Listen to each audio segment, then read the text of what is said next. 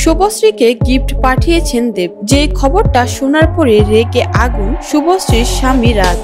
দেব কেন শুভশ্রীকে গিফট পাঠিয়েছে, তো ভিউয়ার্স এই ভিডিওর মাধ্যমে জানাবো বিস্তারিত। ভিডিওটি শেষ পর্যন্ত দেখুন, আর যারা যারা আমাদের চ্যানেলটি সাবস্ক্রাইব করেননি তারা প্লিজ চ্যানেলটি সাবস্ক্রাইব করুন। সম্প্রতি একটা ভিডিও ভাইরাল হয়েছে শুভশ্রীর হাতে গিফটের বাক্স।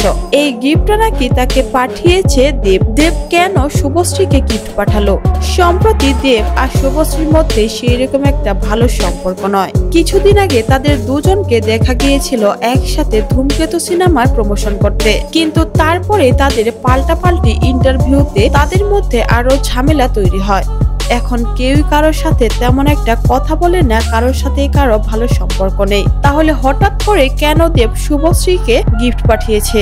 তাহলে কি শুভশ্রী দেবের সঙ্গে আবারও সম্পর্কটা ঠিক করতে চায়, তাদের সম্পর্কটা ঠিক করতে চায়? আর সেই জন্যই কি দেব শুভশ্রীকে গিফট পাঠিয়েছে? শুভশ্রীকে গিফট পাঠানোর পরেই যেটা দেখে শুভশ্রীর স্বামী রাজ অনেক বেশি রেগে যায়। ঘনিষ্ঠ সূত্র থেকে জানা গিয়েছে শুভশ্রীকে তার স্বামী বলেছে, তোমাকে কেন দেব গিফট পাঠাবে? দেবের সঙ্গে তো তোমার সেই রকম কোনো সম্পর্ক নেই, আর সম্পর্ক কখনো গড়ে উঠবেও না, এইরকমটা তথ্য পাওয়া গেছে। তো ভিউয়ার্স এই বিষয়ে আপনারা কি বলতে চান? শুভশ্রীকে কেন দেব গিফট পাঠিয়েছে?